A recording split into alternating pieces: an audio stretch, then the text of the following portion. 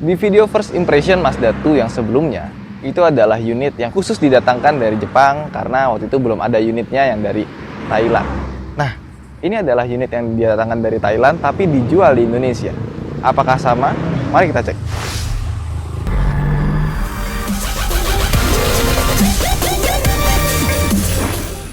Oh, this you crazy mother.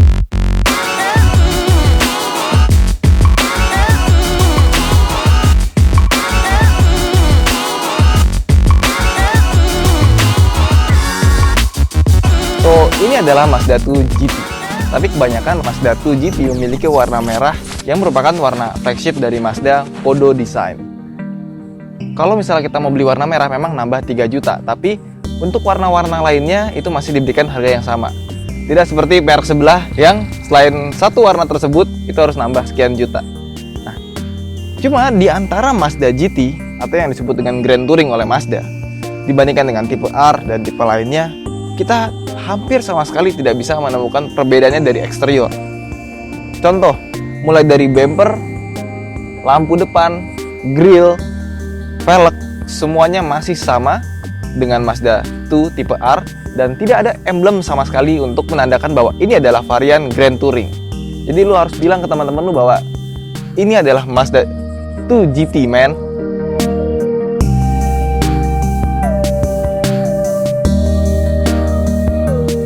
Perbedaannya satu, dia punya sensor untuk eye active sense.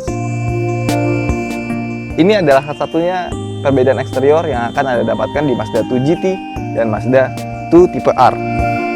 Dari dimensi eksteriornya, Mazda 2 adalah hatchback terpanjang yang kita temukan saat ini. Karena pertama panjangnya lebih dari 4 meter dan dia lebih tinggi sedikit dibandingkan dengan model yang lama. Sedangkan untuk lebarnya masih tetap seperti model Mazda 2 sebelumnya.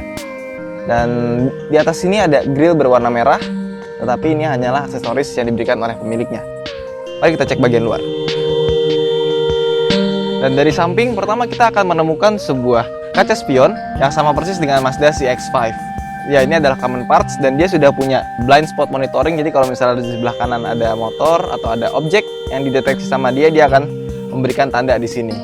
Dan ada satu hal yang gue kurang suka dengan mobil ini, yaitu bodinya sangat tipis. Jadi dia kurang lebih bodinya sama seperti Yaris terbaru. Seharusnya bisa dibuat lebih tebal lagi karena biar lebih ke Eropa-Eropaan.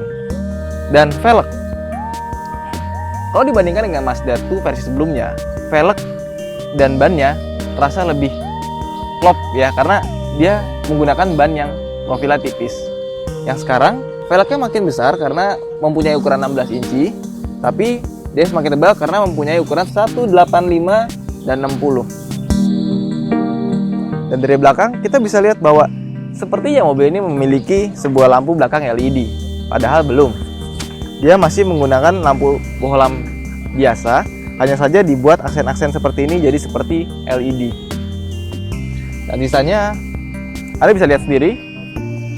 Bagaimana dengan interiornya? Yuk kita masuk ke dalam.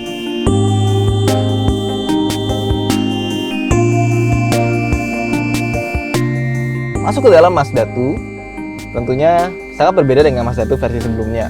Sekarang dia lebih seperti mobil Eropa. Kenapa? Pertama, kita lihat dari build quality-nya yang sangat rapi dan dia punya banyak lekukan. Jadi sebetulnya kalau misalnya dia punya build quality yang kurang baik itu akan sangat kelihatan. Tapi alhamdulillah, cilah, dia build quality-nya baik. Nah, terus satu lagi, kenapa gua rasa Eropa banget? Dia punya MZD Connect itu yang sama persis seperti mobil Eropa dan juga dia juga punya bahan material yang bagus. Jadi di sini dia pakai kulit sintetis dan material ini adalah material satu-satunya yang ada di kelasnya. Dia lembut dan ada jahitan asli.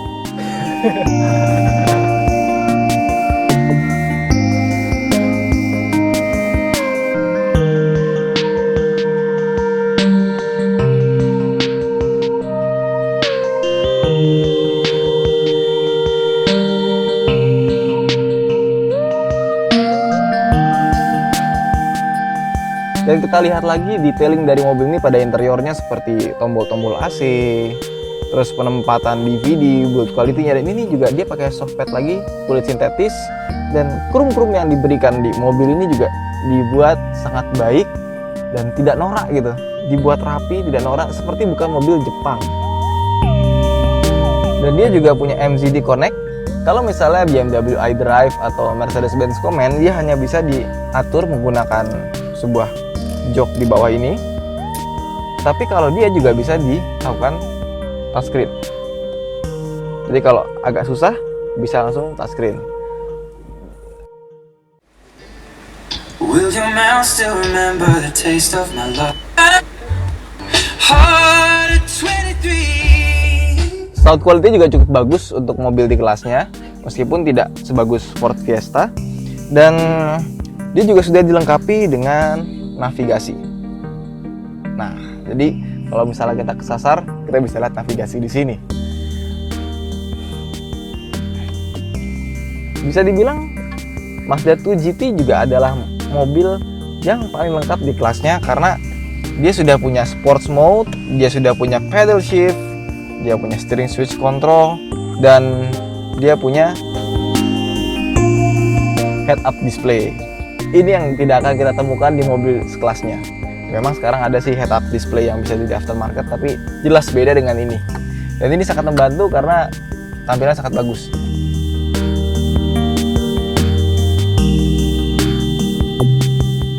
Nah, sekarang kita lihat ke spionnya.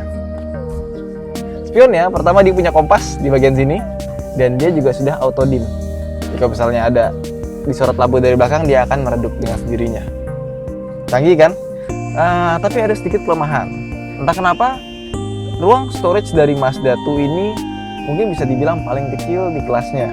Kayak gini, cup holder cuma ada di sebelah kanan 1 biji, terus ini cuma ada 2.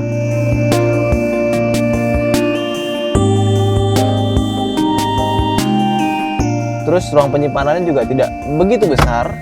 Side door pocket juga tidak begitu besar. Jadi kalau Anda suka bawa barang-barang yang cukup banyak, hal ini mungkin agak sedikit harus dimaklumi. Nah, sekarang kita di dalam kabin Mazda 2, bagian belakang. Ini adalah hatchback dengan wheelbase paling panjang 2570 mm. Tapi legroomnya tidak begitu panjang. Dan masih lega memang. Ini posisi gue duduk tadi di depan, dan gue agak keganggu sama model tempat duduk yang terlalu tegak dan headroomnya yang sangat tipis. Tidak itu aja, shoulder roomnya juga sedikit karena ini langsung ke door trim. Ini kita ya, tangan kita, dan kepalanya itu dikit lagi mentok nih ke kanan karena pilar ini sangat gede.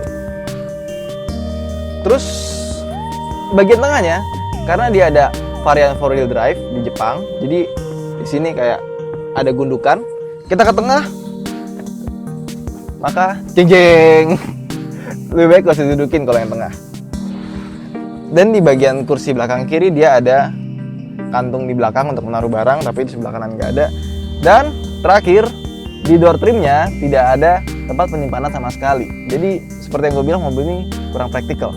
Tapi memang mobilnya adalah mobil driver oriented, bukan untuk bawa orang banyak-banyak. Bawa orang banyak-banyak beli MPV aja. Nah, soal bagasinya, mobil ini memiliki bagasi yang tidak begitu besar. Kalau bisa dibilang, menurut data 30 liter lebih kecil dibandingkan dengan Mazda 2 versi sebelumnya. Padahal dia sudah paling panjang di kelasnya, di atas 4 meter, paling panjang wheelbase-nya juga, tapi bagasi paling kecil dan ruang belakangnya juga tidak begitu lebar. Dia juga dikasih tray dari sananya, bisa dicopot juga dengan mudah, dan kursi belakangnya juga bisa dilipat rata lantai dengan konfigurasi 60-40. Menarik kalau kita lihat ban serepnya. Jadi mobil yang dibanderol dengan harga hatchback yang paling mahal ini, dia mempunyai ban serep full size, tapi peleknya masih pelek kaleng. Dan ban serepnya ini juga bukan ban yang bisa digunakan secara terus-menerus, karena ban Continental ini dia dilimit sampai 60 km per jam. Jadi sifatnya hanya spare tire biasa. Bagaimana dengan driving impression ya? Nah, itu yang pasti kalian tunggu-tunggu kan? Kalau mau cepat, segera like dan share video ini. Nanti kalau misalnya itu kita lebih semangat lagi untuk upload part 2-nya. Sampai jumpa di part kedua.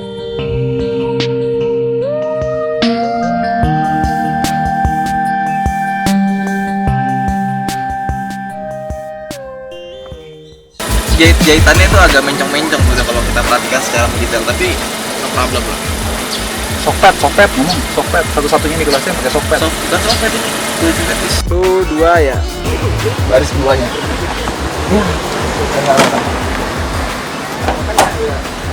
Secara eksterior sebetulnya ini adalah Tuh 2 ya.